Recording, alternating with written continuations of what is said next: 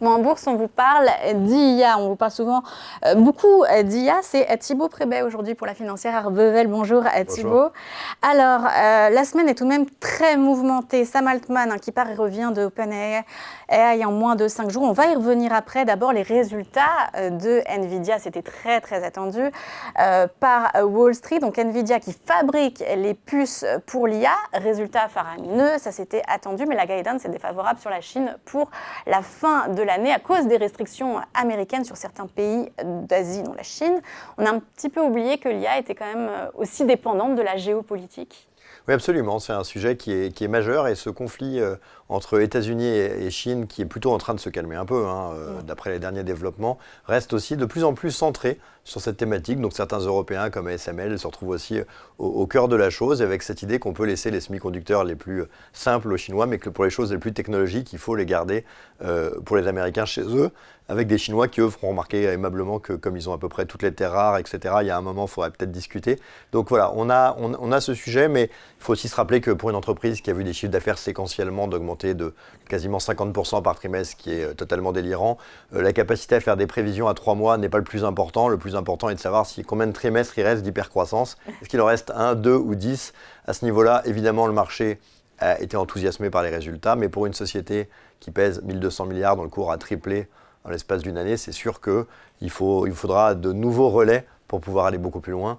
Quand vous payez une société 60 fois les résultats. En tout cas, Wall Street, dans les premiers échanges, et donc sur la journée d'hier, a fait baisser le titre de 2,5%. Ça veut dire qu'on a quand même regardé cet élément de la Chine, la baisse des ventes à venir sur les prochains trimestres. Alors, ils ont dit que ça allait être compensé parce qu'il allait se vendre ailleurs, mais c'est quand même très regardé. Alors même que Nvidia a dit qu'ils allaient quand même vendre des puces là-bas, alors un peu modifiées, mais qu'ils allaient continuer. Mais attention, parce qu'il faut comprendre une chose qui est hyper importante, c'est qu'on a des secteurs qui sont à bloc. On a des secteurs qui ont encore de la place pour vendre.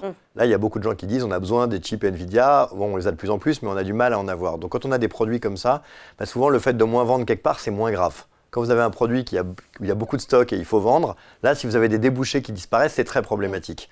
Aujourd'hui, pour Nvidia, la difficulté, c'est réussir à augmenter la production, réussir à faire face à une demande qui est énorme et voir cette demande qui va continuer à se développer. Maintenant, Wall Street, sur ce segment 22-23 est extrêmement nerveux. On a vu beaucoup de publications, y compris GAFAM, perdre 10 ou prendre 15 sur des trimestres. Donc au final, d'après ce qu'on a vu ces derniers temps, une variation de 2,5, c'est quasiment à l'équilibre. Donc au final, une publication qui n'aura pas particulièrement inspiré dans un sens ou dans l'autre les marchés sur les variations qu'on a pu connaître. Oui, c'est vrai, ce n'est pas les fortes sanctions qu'on a pu voir. C'est quand même plus x3 depuis le début de l'année, donc moins de 2,5% finalement. C'est charmant payé. En tout cas, Jensen Huang, qui est le PDG de Nvidia, dit les cartes graphiques, les processeurs, les réseaux, les services de fonderie, tout ça, là, c'est vraiment des moteurs de croissance pour l'IA. Ça tourne à plein régime, donc lui, il est très rassurant sur son rythme de production des cartes. Oui, il est évident qu'il y a une révolution. On voit bien la vitesse d'utilisation un peu partout. On voit la vitesse de pénétration qui accélère. Et on voit aussi effectivement que dans un monde où 2022 était un peu l'année du surstockage, tout le monde a gratté beaucoup de stocks face à des stocks bas post-Covid et une demande forte. 2023, c'est un peu l'année du déstockage. Et quand il y a des relais de croissance, tout le monde les voit beaucoup parce que c'est un peu moins la norme. Et c'est vrai que dans tous ces secteurs, liés aux semi-conducteurs ou autres, où on est un peu dans une phase de déstockage, c'est plus pour l'intelligence artificielle générative, reste quand même quelque chose qui est un peu l'élément de croissance, le rêve un peu du marché. Et c'est vrai que la dynamique semble très favorable et avec une réalité qui semble plus immédiate que sur d'autres éléments qu'on a pu connaître au fil des années passées où il y avait souvent beaucoup d'éléments de communication.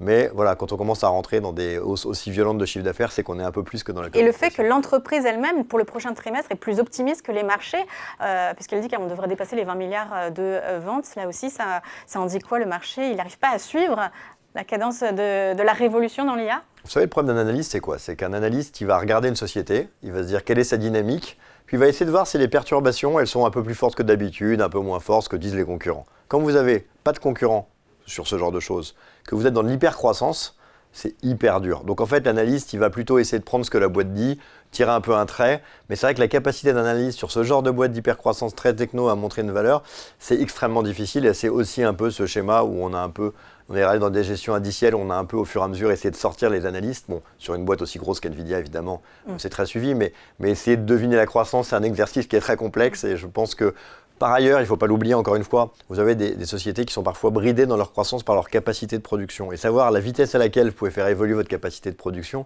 ce n'est pas complètement évident quand vous êtes en dehors. Donc on ne jettera pas la pierre au marché sur ce coup-là. Mais encore une fois, à ces niveaux de multiples, ça joue plus sur les 6, 7, 8, 10 trimestres suivants que sur simplement la dynamique du trimestre prochain pour voir si les multiples sont justifiés, peuvent aller beaucoup plus haut ou sont déjà assez généreux.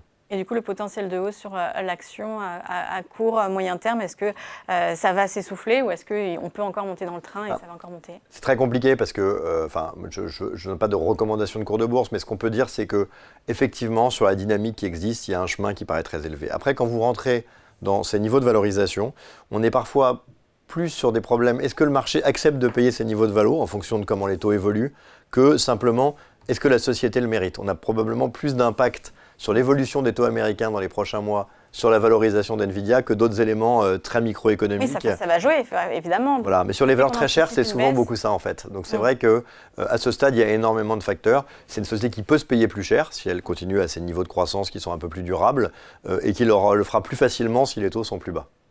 Et le fait qu'il y ait peu d'employés, 26 000 employés, c'est quand même, par rapport à la taille, parce que la capitalisation boursière, ça reste très peu. Ça, c'est des choses qui peuvent plaire aux boursiers, justement, sur le moyen terme, long terme.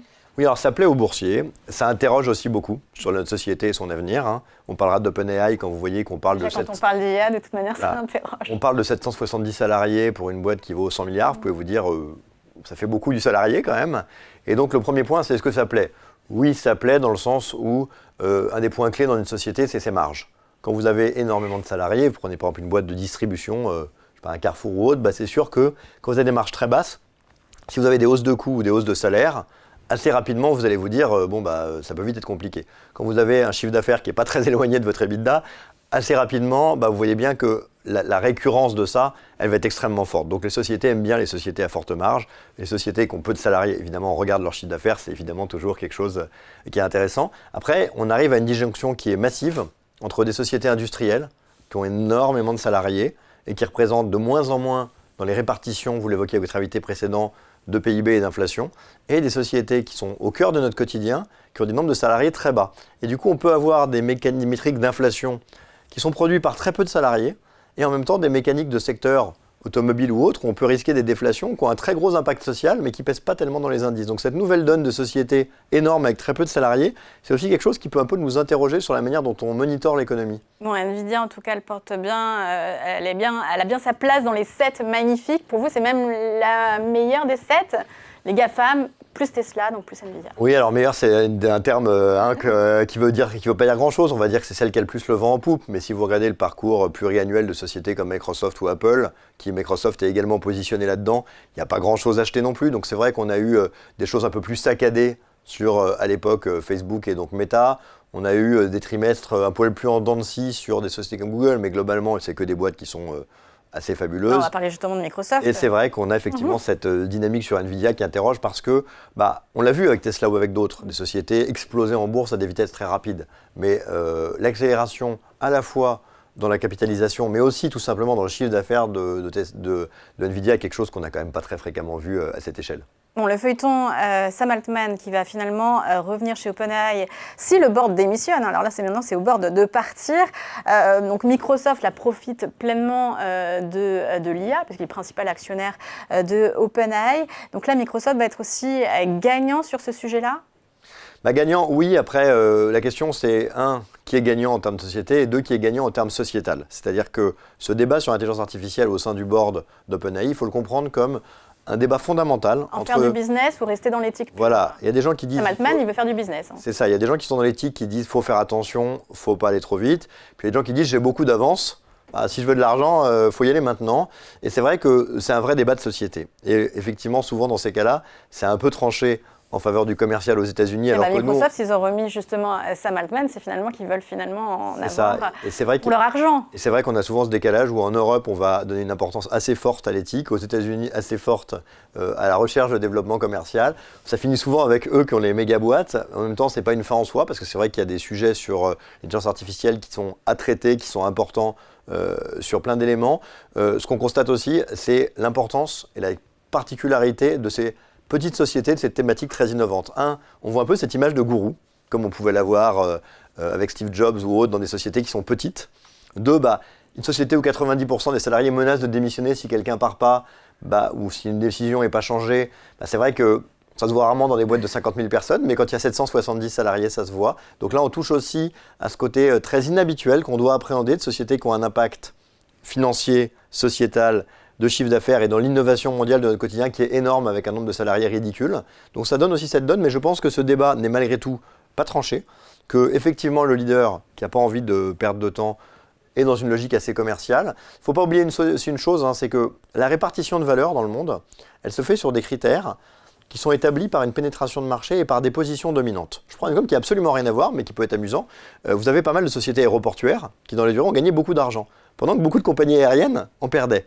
Mais ceux qui peuvent imposer leurs marges, etc., c'est parfois ceux qui ont la position, c'est-à-dire les capacités. Intelligence artificielle, est-ce qu'il ne vaut pas mieux parfois mettre du chat GPT partout ou mettre de l'IA partout, le faire comme sur Microsoft 365 et rendre tout le monde dépendant de ça à des coûts très bas. Puis après, on peut monter les prix pour que la marge vienne plutôt ici et pas ailleurs. Et donc, on est dans cette idée intellectuelle aussi qu'il faut pénétrer rapidement le marché à des prix assez bas. Et puis, une fois qu'on est indispensable, on peut monter les prix. L'exemple, évidemment, de sociétés comme Netflix, qui a démarré avec des prix assez bas et qui maintenant les augmente tout le temps avec des déperditions de clientèle assez limitées, indique un peu bien cette stratégie.